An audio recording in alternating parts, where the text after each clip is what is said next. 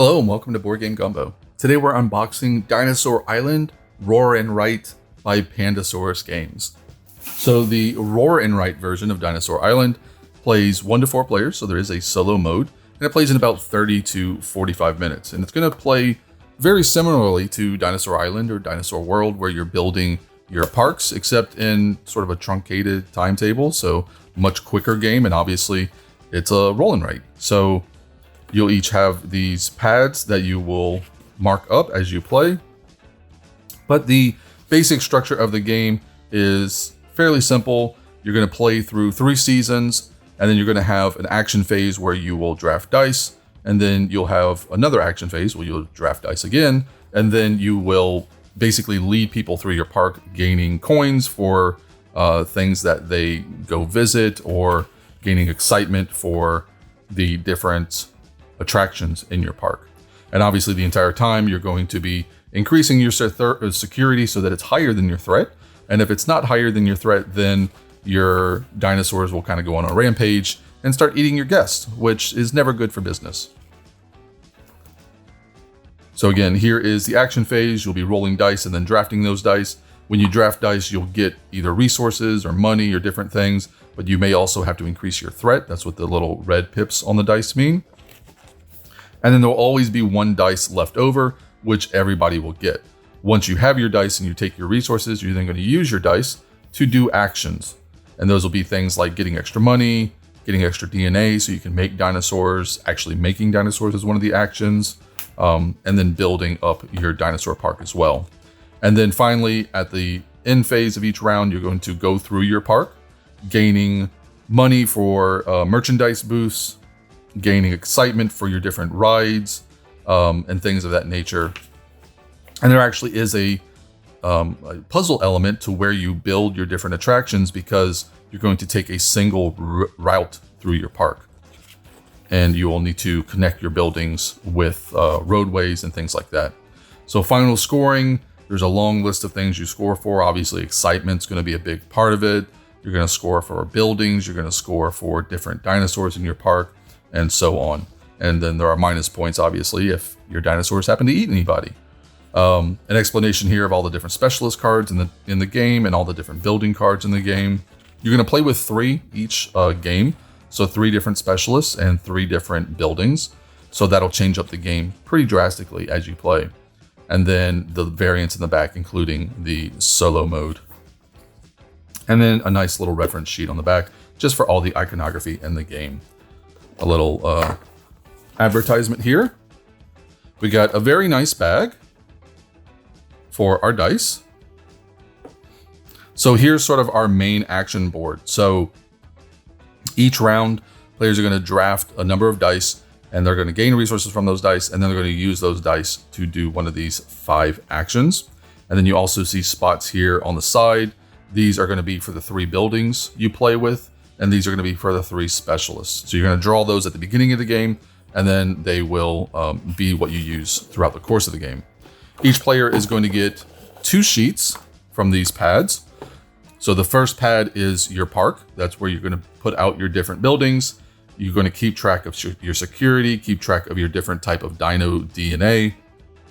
This will also keep track of the buildings themselves. So as you assign money to the different buildings, you'll get to mark them off. And once you fill it up, you put out the building and gain its special effect. And then at the bottom here, it explains how you get each dinosaur, the excitement level that they're worth, the points that they're worth, and then if they add any threat to your park. Your second page is going to cover the different attractions you can put out and how much they cost, the different specialists, and then your tour, essentially. So your excitement level here will go up, and when you pass certain mileposts, you'll get little advantages. And then your death toll down here, when you cross or when you land on one of the exclamation points, you have to resolve one of the events. And the events are obviously bad things like get rid of, one of your dinosaurs, or lose 4 resources, things of that nature. And then a reminder for the final scoring at the bottom, which is very helpful and also nice to have a little pad to be able to write it down on. So we've got pencils included for the 4 different player colors. Actually pencils in the player colors, which is a nice little touch. Little meeples. These are not meeples. Okay. I thought they were meeples until I picked them up. These are erasers. So that's a nice little inclusion, and have the graphics on one side of them. So that's very nice. I actually would kind of be disappointed to use these because they're going to make them look not as nice, but those are very cool. Our cards here, also our first player token, if you didn't see it. So here are our cards. These are objectives. So if you've ever played Dinosaur Island or Dinosaur World, you know that they use objective cards. This is one of the concepts of the game. You're basically racing to be the first person to complete an objective. And if you do, you get a certain number of extra victory points at the end of the game. So our little objective cards go back in there. And then we got a pack of cards with our specialists and our buildings. So again, you're going to play with 3 of these each in each game. So our specialists here, you can hire a lawyer. So the way that this works is you have your page here. So you can hire a security chief, a tour guide, and a junior scientist always. And then you're going to have 3 additional specialists. And they're going to cost up to 5 coins. So if we're playing with the lawyer and he was in slot A, you actually mark off these last 2 so that you know he only costs 3. So that's how they keep track of basically the cost for them. So the lawyer here, your first 10 deaths do not cause disaster incidents, which obviously, you know, he's lawyering them. You know, he's keeping it on the quiet for you. Worth a certain number of victory points if you acquire him by the end of the game. You have things like the mascot, which give you extra excitement. You can see here on the lawyer, it's got this little seashell symbol right there. And that's because that's an advanced card. So they just recommend you take out the advanced cards for your first playthrough. I'm just going to go through these real quick. You got the master chef, who's very angry for some reason. Why are chefs always very angry? So obviously a decent bit of humor here. The mad scientist. So these are going to give you special abilities. They give you one-time abilities, and then for the rest of the game, you're going to get additional abilities when you finally build them. So that is our specialists, and then we have our buildings. And again, there are attractions that you can always build. So you can build a merch, a ride, or a food.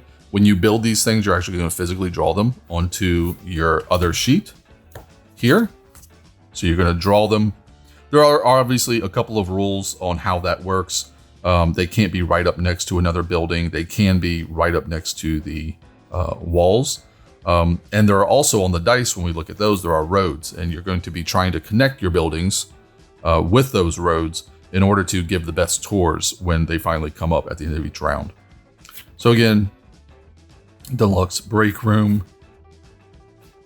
different things you can build, and there will be 3 of these out at on each game. So a little bit of variability. Obviously, they tell you what structure you're going to draw when you do actually put them in, and then what they give you. So just like the specialist cards, they have immediate effects you gain when you get the card, and then they have ongoing effects. And these are extra points, the ongoing effects on these. That one's really cool because it's a pterodactyl aviary, so it's circular with nothing in the middle, so a big dome. I like that one. The T-Rex jet ski park, yeah. So those are our buildings. Last thing we have is our dice. So again, each round you're going to draft a total of 2 dice, but you're going to do that twice. And then the die that's left over is going to get used by everybody. So some of them give you security, different DNA resources. You see that they have the little red pips on there. If you draft a die with a red pip, you immediately gain that threat. This one has 3 threat. So money, DNA. This is a food attraction, so I assume you get to build one immediately, which sounds pretty strong, but maybe it's just I think it's just applying one check mark to the food attraction. Could be.